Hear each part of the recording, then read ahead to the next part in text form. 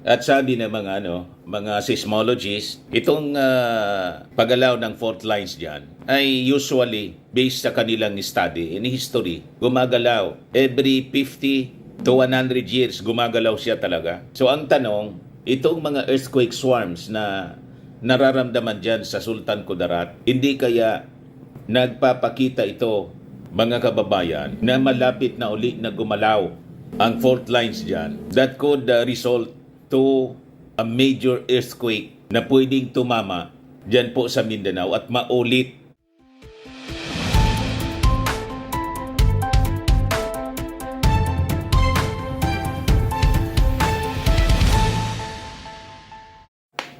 Hello po mga kababayan, si Dante Maravillas.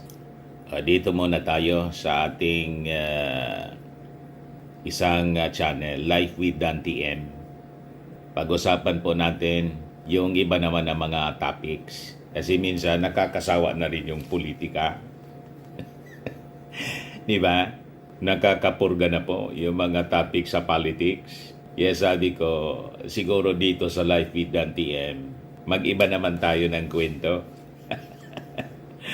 Di ba po? Di ano niya, Mr. Maravillas, yung kwento. I-share ko ito sa inyo na balita dito.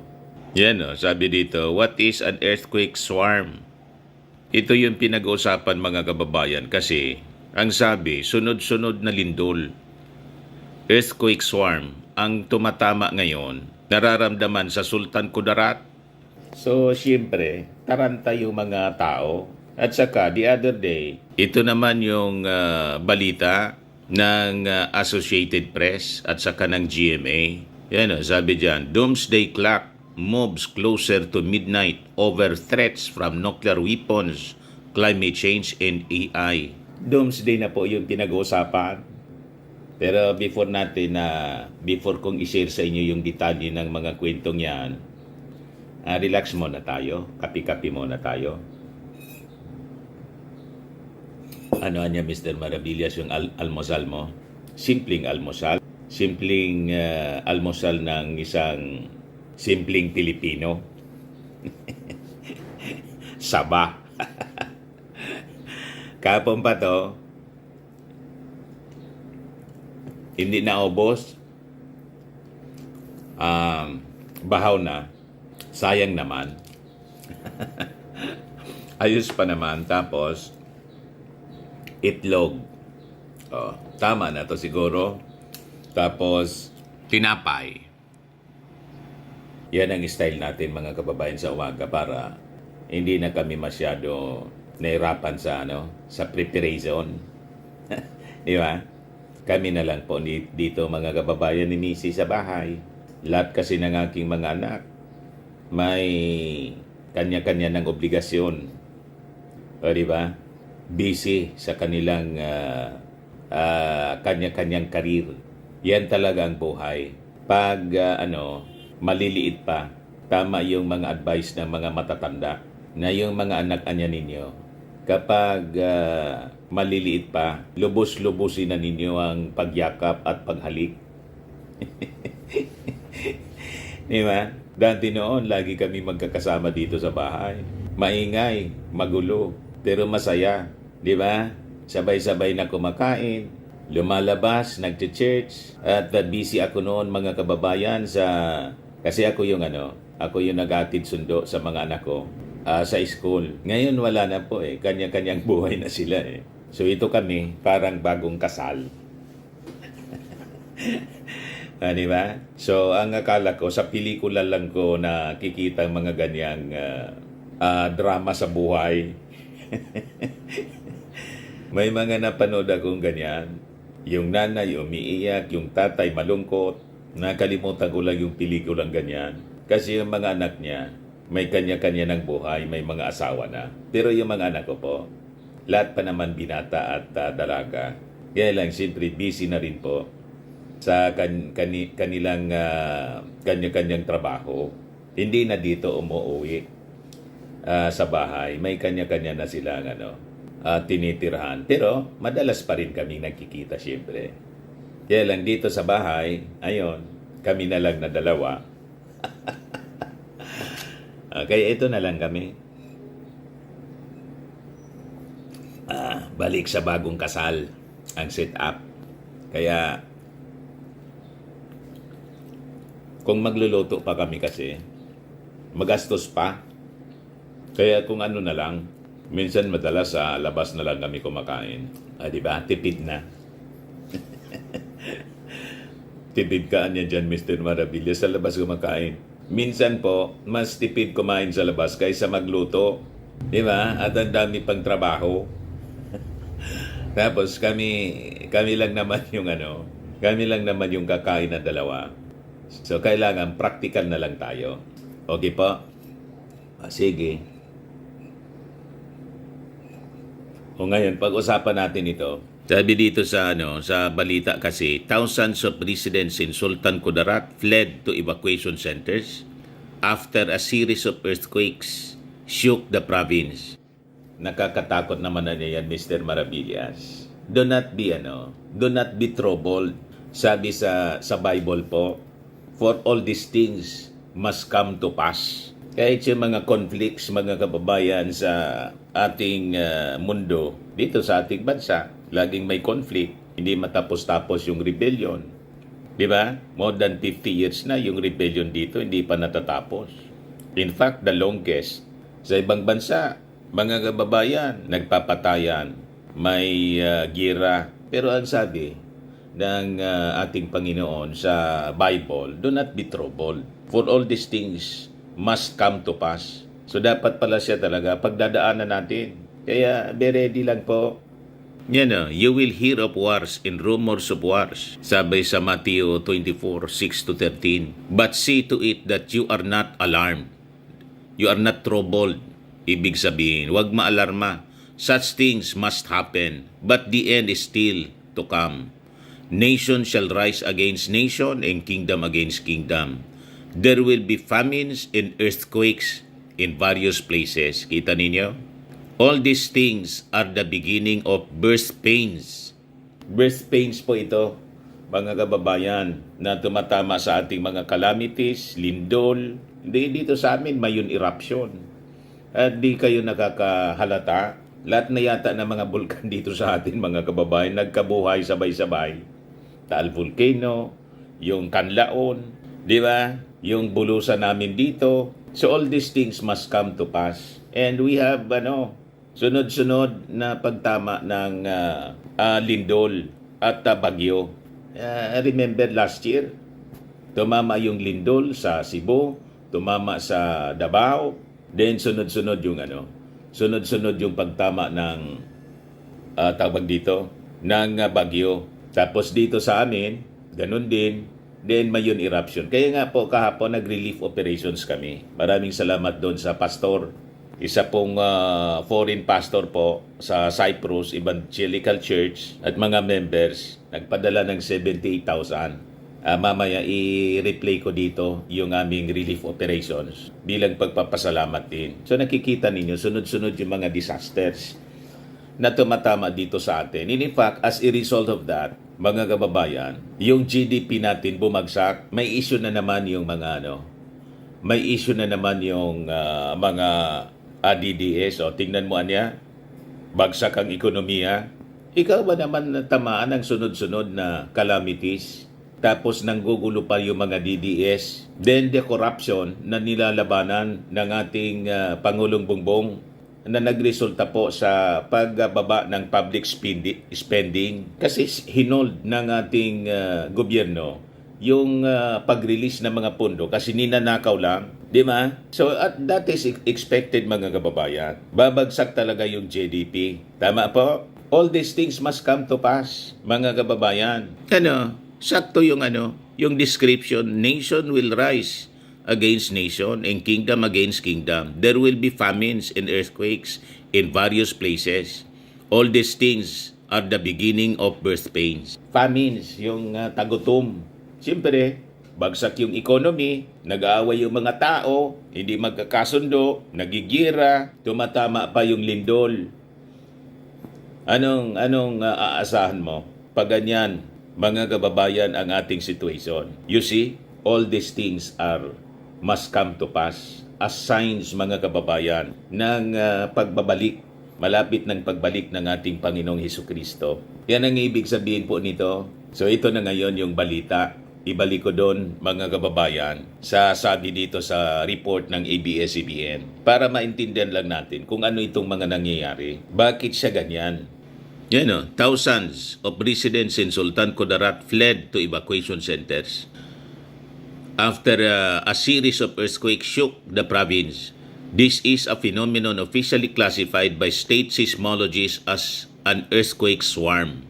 While no tsunami warning was issued, the series of earthquakes caused fear and uncertainty, especially in coastal towns such like Palimbang, Libak, in Calamansig, which recorded some of the strongest tremors and remain under close monitoring by authorities. May fault line kasi dyan, mga kababayan, na I think 56 years ago sa Mindanao po. Remember yung tinamaan po ng napakalakas na lindol yung Mindanao, and more than 8,000 na mga tao, yung mga residente. That happened mga pasado alas 12 ng umaga. More than 8,000 yung namatay dahil sa tsunami.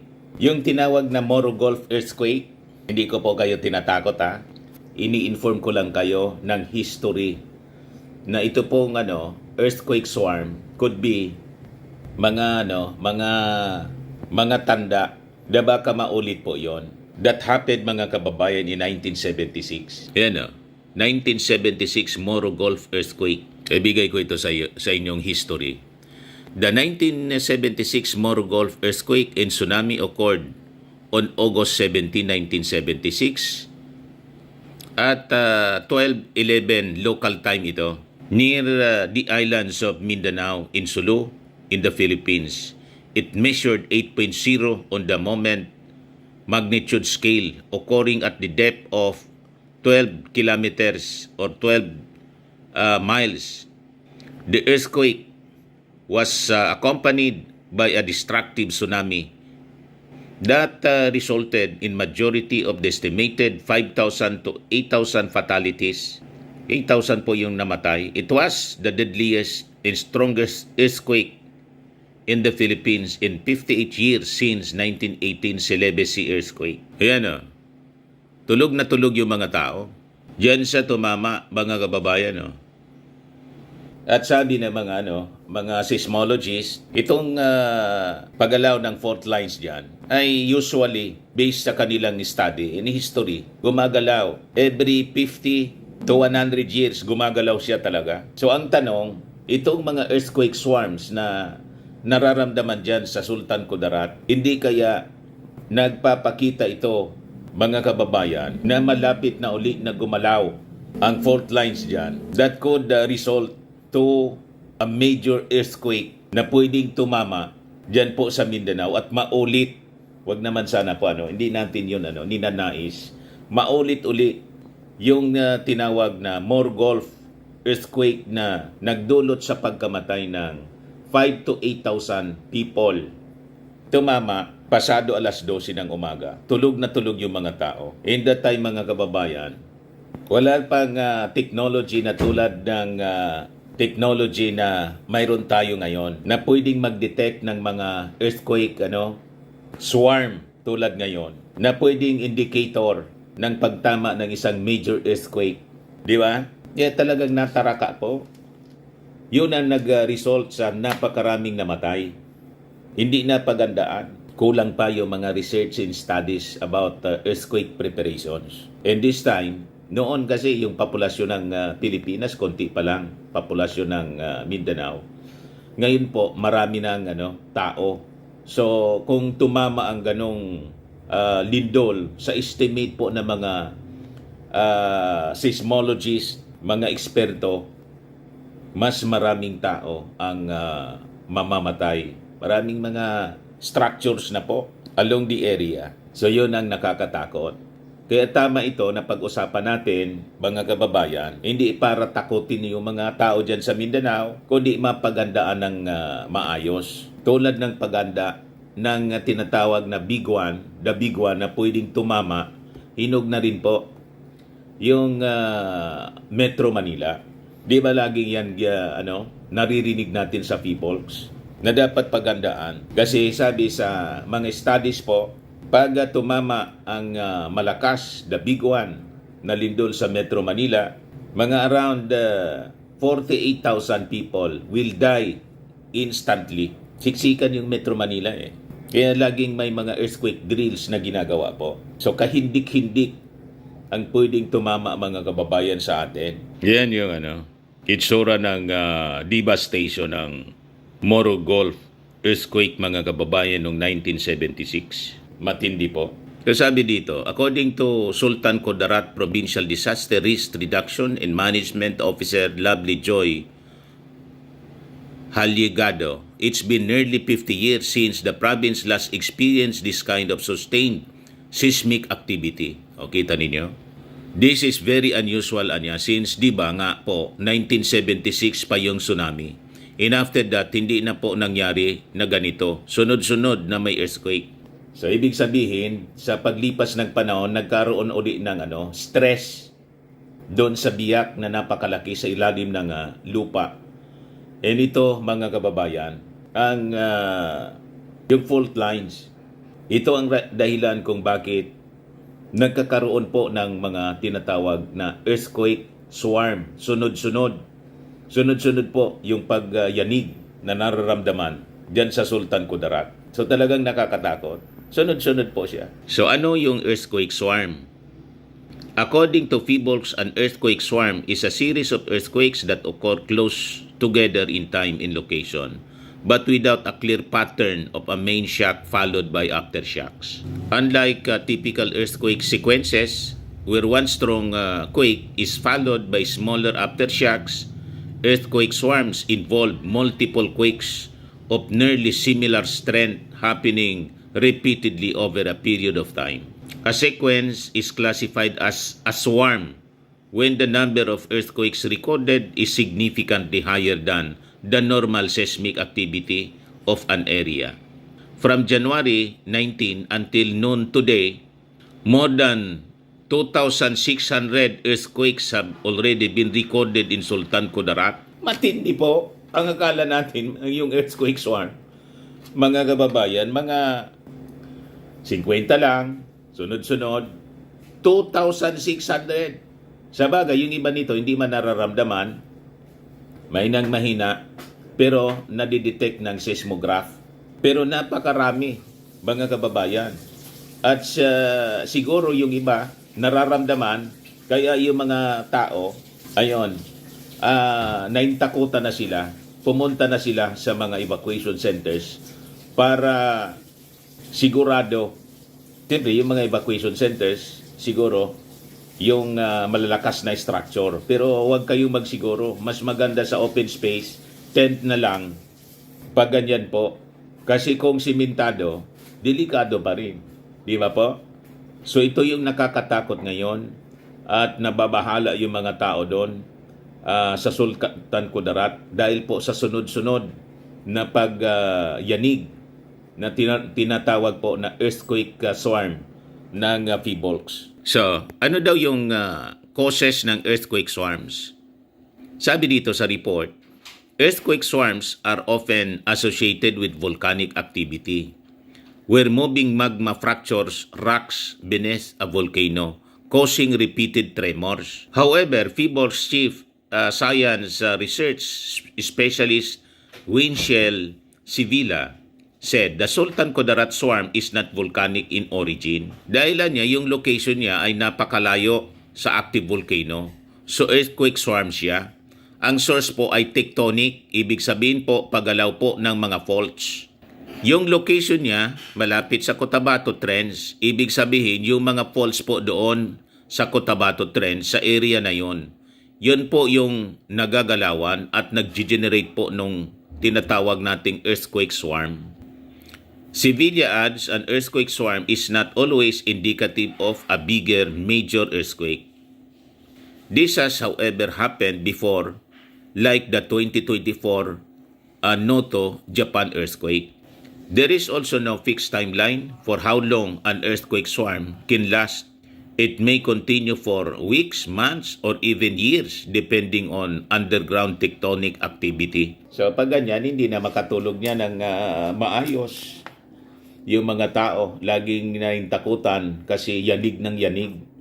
Pero ang sabi po doon sa binasa natin, do not be troubled, for all these things must come to pass. Pero hindi ko ibig sabihin na do not be troubled, hindi na tayo maghanda. Hintayin na natin, babagsak yung bubong. Di ba? Hindi ganun ang ibig nating sabihin. So yun, baka isipin ninyo, sabi niya sa Bible, do not be troubled. So, pabayaan na lang natin bumagsak yung bubong. Huwag ganun. Pag makinig sa mga advisories ng mga authorities. Pag sinabing mag-evacuate, lumabas sa yung mga hindi masyadong sigurado mga structures, mga buildings, mabuti nang nandun tayo sa open space. Halimbawa, maglagay muna ng mga yung DSWD tulad ng binisita namin kahapon, yung mga affected ng Mayon eruption, mga evacuees, may mga tents po. Ayan. So kahit magyanig, hindi lang yung landslide. Dapat yung mga lalagyan ng tents, open space, walang mga structures na tutumba, kahoy, o hindi malapit sa bundok na pwedeng mag-landslide. Sigurado dapat yung open space, nalalagyan ng tents, ganon. So maganda pa rin. Kahit ang sabi sa Bible, do not be troubled, for all these things must come to pass. Gamitin yung isip. Tama? Kaya binigyan tayo ng ating Panginoon ng isip para gamitin natin. O kaya ito yung advice ng mga experts. Ito, sabi dito, experts advise communities in affected areas to stay alert and follow official advisories. Inspect homes and buildings for cracks and structural damage. Avoid weakened structures, mga mahihinang buildings. Strengthen houses and infrastructure to reduce risk. Prepare emergency kits and family evacuation plans. Authorities say they continue to monitor the situation closely, while disaster officials urge residents to remain calm. Kalma lang po, informed and prepared as earthquake swarm continues. Pero siyempre, sabi nga natin, hindi natin mawawala sa isipan nila yung pagiging alarmado. Normal naman yan sa atin. Di ba? Kasi talagang ang lindol po nakakatakot. Sino bang hindi takot sa pagyanig? Kahit nga kami rito, mga kababayan, kapag lumilindol, talagang siyempre, yung panalangin sa ating Panginoon, Panginoong Diyos Ama sa langit, na sana po, kahit siya, sabi sa Word of God, all these things must come to pass. Iligtas po tayo sa kapahamakan. Tama po. O ngayon, i-share ko sa inyo itong hindi ko tinatakot kayo Ito mismo sabi ng mga scientists. Kasi noon, nang nagsisira ko nito, nung nasa mainstream media pa ako, mga kababayan, ang bansag sa akin noon, si Dilubyo. Ayan na naman na niya, si Mr. Dilubyo. Pag nagpo-program ko, sinishare ko yung mga preparations na dapat na ginagawa. Binansagan akong Dilubyo. Ito po yung report 2 days ago. Sabi dito, Doomsday Clock moves closer to midnight over threats from nuclear weapons, climate change, and AI. Yan po yung tinatawag na Doomsday Clock. Nasa 85 seconds na lang po before midnight. Ibig sabihin, 85 seconds na lang po before a nuclear annihilation or dilubyo. Katapusan na ng mundo niya, Mr. Maravillas. Hindi pa man po. Sabi sa Bible, all these things must come to pass, but the end is not yet.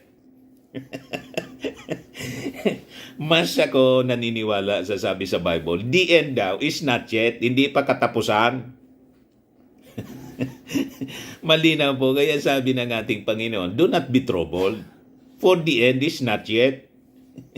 All these things daw, mga signs, birth pains ng ganyang pagbabalik. Yan o, sabi dito, Earth is closer than it's ever been to destruction as Russia, China, the US and other countries become increasingly aggressive, adversarial, and nationalistic. A science-oriented advocacy group said Tuesday as it advanced its doomsday clock to 85 seconds till midnight. Ibig sabihin, 85 seconds na lang before sa katapusan.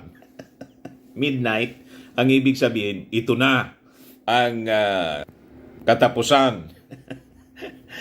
Yan ang ibig sabihin po niyan. Hindi ako nagsabi niyan, yung mga nuclear scientist po. The Bulletin of the Atomic Scientist members had an initial demonstration Friday and then announced the result on Tuesday.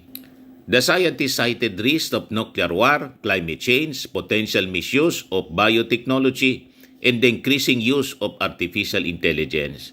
Without adequate controls, it made the annual announcement which rates how close humanity is from ending.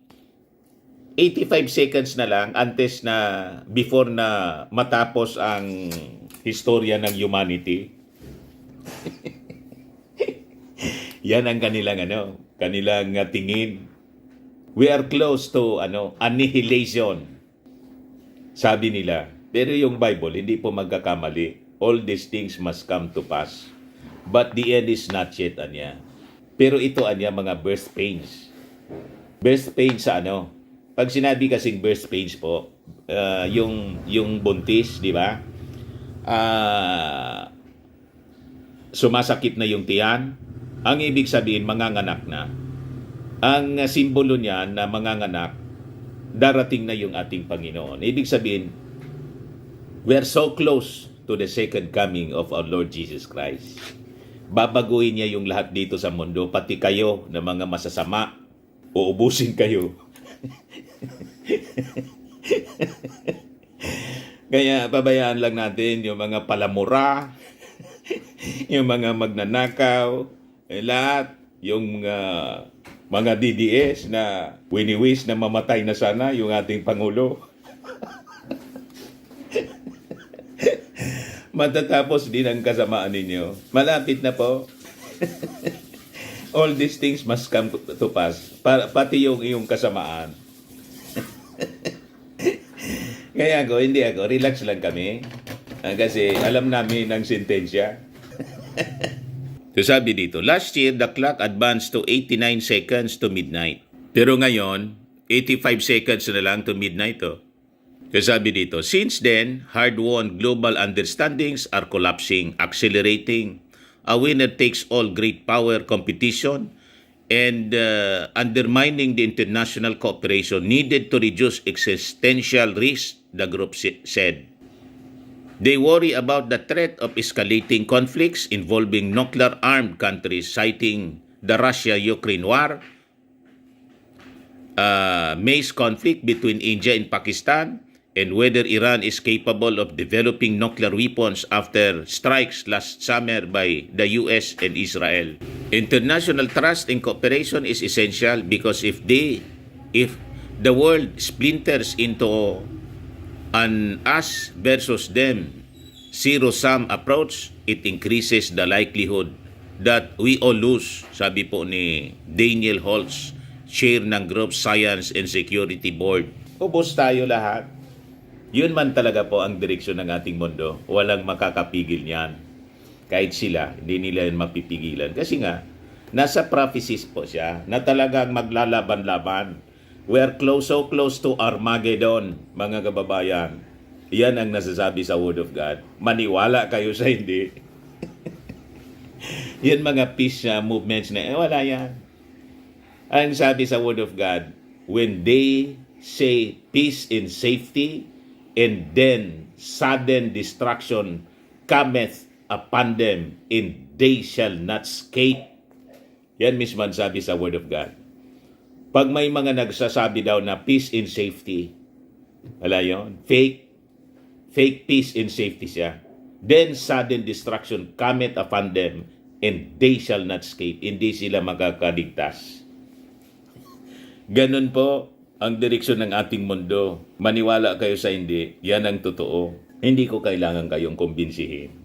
Basahin na lang ninyo ang Word of God, ang Bible, kasi hindi magkakamali ang Bible, kasi yan mismo salita ng Diyos. Sabi dito, the group also highlighted droughts, heat waves, and floods linked to global warming, as well as the failure of nations to adopt meaningful agreements to fight global warming, singling out U.S. President Donald Trump's efforts to boost fossil fuels and hobble renewable energy production. Starting in 1947, the advocacy group used a clock to symbolize the potential and even likelihood of people doing something to end humanity. At the end of the Cold War, it was as close as 17 minutes to midnight. In the past few years, to address rapid global changes, the group has changed from counting down the minutes until midnight to counting down the seconds. From 17 minutes, ngayon, 85 seconds na lang, katapusan na ng mundo. Tuwag-tuwa ka pa na niyan, Mr. Marabile. Sinong di matutuwa? Darating na yung ating Panginoon. Ayaw ninyong salubugin ang ating Panginoon. Dapat, be ready dapat, bawat isa sa atin. Ang mga totoong mananampalataya, excitement ang nafe-feel namin, hindi takot. Yung tagapagligtas, darating na, ililigtas tayo. Yung mga believers lang kasi. Ang natatakot kasi yung mga non-believers. Kasi sila, hindi maliligtas.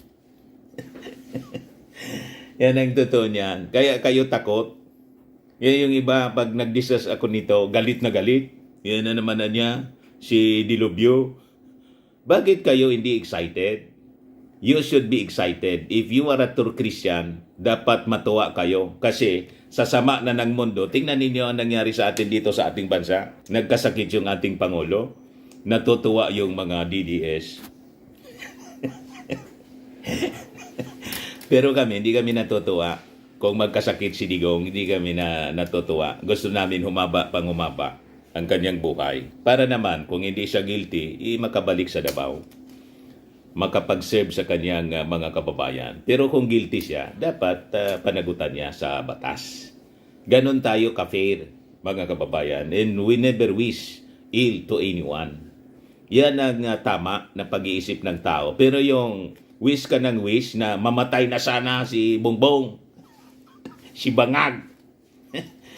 Yan ang ayaw na ayaw ng ating Panginoon.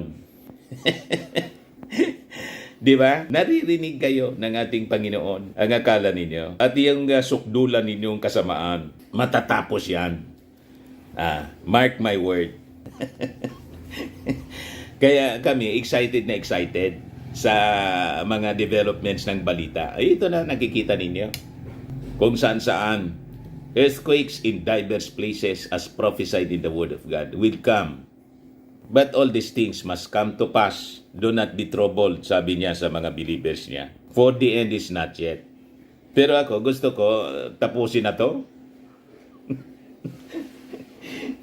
Para yung mag-reign dito po, sa buong mundo, yung the New World Order na totoo. Hindi yung fake New World Order na headed by the Antichrist. Uunahan kasi ng Antikristo, mga kababayan. Unang lilitaw po yung Antichrist to rule the whole world. No man could buy or sell save he that had a mark.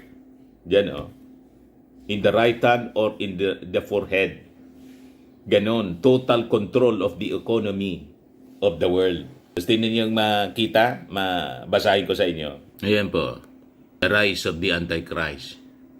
Revelation 13:16-18. And he caused all, both small and great, rich and poor, free and bond, to receive a mark in the right hand or in their foreheads, and that no man might buy or sell save he that had a mark, or the name of the beast, or the number of his name. Here is wisdom, let him that hath understanding count the number of the beast, for it is the number of a man, and his number is 636. Full control of commerce, trade in commerce, through AI. Hindi ka makabili. Dapat may marka ka rito at saka dito. Yan, scan. Di ba? Kaya pinapauso ngayon yung scan. Di ba? Anong tinatawag doon? Yung ini-scan po? Nakalimutan ko. Ididikit na yon lahat dito at saka dito. Scan. You cannot transact business kung hindi ka ma-scan. Yan ang hindi alam ng mga unbelievers. Bakit pinapauso siya? Scan. That is the total control of trade in commerce. At palapit na tayong palapit sa panahon na yan, mga kababayan. Yung QR code. Yan. QR code. AI. O, di ba? Ano sabi sa balita? Doomsday clock moves closer to midnight over threats from nuclear weapons, climate change, and AI. Kasama ang AI po. Ang QR code is AI. Artificial Intelligence. Tuwang-tuwa tayo, Kasi for convenience sa transaction, madali na lang po. Hindi nila alam, that is total control of trade and commerce, of buying and selling as prophesied in the Word of God. Pag lumitaw yung Antikristo, yun ang kukontrolin niya para without the mark of the beast on the forehead and right hand, you'll not eat. Gutom ka. Kaya you'll follow sa lahat niyang sasabihin. That is the rise of the world dictator, mga kababayan. And we are so close to that. Ayan man lang po, mga kababayan. Salamat pala kay Pastor, yung anonymous pastor, at mga members ng Cyprus Evangelical Church. I-report ko na po sa inyo yung aming activity kahapon. Mission accomplished na po. Ayan po yung aming distribution. 157 beneficiaries, mga nasalanta ng dumaang bagyo sa amin at mayon eruption ngayon. Yan to the last centavo. Dinagdagan pa namin. Kaya sabi ko dito sa aking post, suriin ang resibo na nakapost dito bago magkomento kung ninakaw. Mission accomplished. To God be all the glory. 157 packs of relief goods worth 500 pesos each handed to 157 beneficiaries affected by recent typhoons in Mayon eruption from Malilipot, Albay. An additional 100 pesos cash given to 50 senior citizens, all evacuees housed at San Jose National High School in Malilipot, Albay from Barangay Calbayog, which is within the 6-kilometer danger zone. Maraming salamat po sa aming donor, pastor, and members of Cyprus Evangelical Church na nagbigay ng 78,000 pesos cash ng donation. Sana'y patuloy kayong pagpalain ng ating Panginoong Diyos Ama sa langit at Panginoong Heso Kristo. Dinagdagan ni Mrs. ng 3,500 pesos para sa 100 pesos each cash distribution sa 50 seniors. Kaya ang total na naibigay namin, 81,500 pesos lahat. Salamat din po sa MSWDO personnel ng Malilipot, Albay, Barangay Kagawad at local police sa pag-assist sa amin. Muli, maraming salamat po. So ito yung natanggap namin, kinobra namin sa SM, sa Western Union, 78,683 pesos and 3 centavos. Ito yung binili namin na mga relief amounting to 77,144. Hindi po masakto. Kaya yung balance po na 1,500 plus, dinagdagan ni Mrs. ng 3,500 para maging 5,000 ulit. 50 seniors, binigyan namin tigwa 100. So yun ang nangyari kahapon. Kaya 81,500. Ay, tama, 81,500 lahat. Okay po. Barangay. Ito yung aming distribution. Ay Calbayog. Mali yung sinabi ko kasi kala ko Malubago. Daraga pala yun. Kalbayog. Nasa kwan mismo, nasa Pamitisan, paanan ng Mayon Volcano. Kumusta naman, Mrs.? Ano pangalan po ninyo? Karen po. Ayan. So, 150 yung bibigyan natin mga beneficiaries. Pinagpapila na natin mga kababayan. 157. Nagkamali ako dyan. At tumutulong na rin yung mga members ng PNP.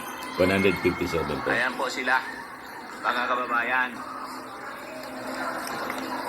Tulong-tulong para mabilis yung ating distribution na. Di ba? Nasa compound tayo ng San Jose Elementary School. National High School pala, mga kababayan. Yan si Kuya. Kuya, the legends. Maraming salamat, Kuya. Na-istorbo ka Hindi namin. nagkasya po sa isang sasakyan, Kasama kaya namin siya. kinausap ko si Kuya. Ginamit namin Siya yung yung inupa may-ari niya. ng anak ko, may-ari ng Colossal Fitness Gym. This time naman, Ito siya. yung pagputok ng Mayon Volcano. So with that, as we cover the event, may isang nanonood sa akin, taga Cyprus sa Middle East. Isa siyang pastor. Actually, foreigner siya. Ayaw na niya magpakilala. Pero yung asawa niya, kaya gusto ko magpasalamat kay pastor, yung asawa niya, Pilipina yata. And nagpadala sa akin bigla ng 78,000 pesos. Kaya ina-announce ko sa inyo kasi yung mga bashers ko, most of the time, ina-accuse ako, nanakawin na niya yan ni Mr. Maravilla. Nanakawin ko ba to? So, gusto natin na i-document ang lahat, transparent yung distribution. To the last centavo. So with that, Dinagdagan pa namin. magkano ang pwedeng maibigay namin bawat isa at ilan mga beneficiaries ang pwedeng mabigyan namin sa 78,000 pesos cash na pinadala po ng isang donor mula sa Cyprus. So, Itlog. nag-divide namin sa 500, 157. Kaya 100 na packs at 500 pesos per supot, isang bag. So, una sa lahat, gusto ko muna magpasalamat sa ating Panginoon na may ginamit po na tao para magbigay sa inyo po ng mga relief. Okay po? So, before we distribute, siguro, manalangin muna po tayo para magpasalamat. So, itigil po ninyo yung ating mga mata and feel the presence of the Lord. Heavenly Father, salamat po sa panahon na to na maayos po ang panahon sa aming relief distribution ngayong hapon. Salamat na may ginamit po kayong tao na kahit hindi namin personal na kilala. Isa siyang foreigner, taga ibang bansa, at saka kahit yung asawa niya hindi man taga dito sa amin sa Bicol. Pero pinili pa rin niya na magbigay ng tulong sa mga nasalanta ng calamity dito sa amin sa Bicol region. Lalo na po sa Albay, na this time, hindi lang bagyo, kundi Mayon eruption naman po. Hingi ko po sa inyo, Panginoon, ang pagpapala sa kanila. Gayayaan nawa sila ng mas marami pa ng mga financial blessings. At syempre, hingi namin na sana laging nasa mabuti silang kalagayan, malayo sa anumang karamdaman, sa anumang sakit, lalo't ngayon po may lumalaganap na naman po na sakit, hindi lang dito sa amin, kundi sa buong mundo, yung tinatawag na Nipah virus. Sana naman po hindi makapasok dito sa amin. Lord, ito pong aming distribution ng relief. Ito po ay inaalay namin sa aming mga kababayan dito sa lalawigan ng Albay. At naway, pati yung mga kasama namin sa DSWD, DOH at members ng PNP na tumutulong sa amin sa ngayon para sa distribution ng relief, gabayan ninyo sila, proteksyonan ninyo sila at pagpalain po. At siyempre, ito po ang aming mga kababayan na magiging beneficiaries ng aming relief operations ngayong hapon. This we ask, O Lord, in Jesus' name, our Lord and Savior. Amen. Okay pa? O sige, parang walang hilig sa inyo. So we start with the distribution po. Hindi sanay manalangin. Mga kababayan. Walang So, email. Anyway, Kagawad. Kagawad, ano po pangalan po ninyo? Kagawad? Duty Kagawad pala siya. Arnel Volante po. Sige. Maraming salamat po sa pagpunta ninyo dito sa aming relief distribution. Sige po. So start na po tayo, mga kababayan. Unahin natin mga kababayan si Nanay. Hotel rates. Mga kababayan si Nanay. Biglang nag-commercial. Okay na, no? Okay na.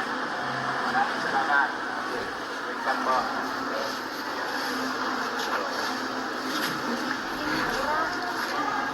Bibigyan pa sila, mga kababayan, na kababayan, our relief operation. Yung full Madam, video po, salamat kasi po. mahaba Isahin siya. po ninyo, ma'am. Yung full video, panoorin na lang po ninyo.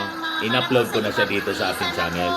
More blessing to come po, sir. Thank you Mahaba so much kasi. po, sir. Maraming Sige pa. Doon sa, Bye. sa Bullseye News on the Go.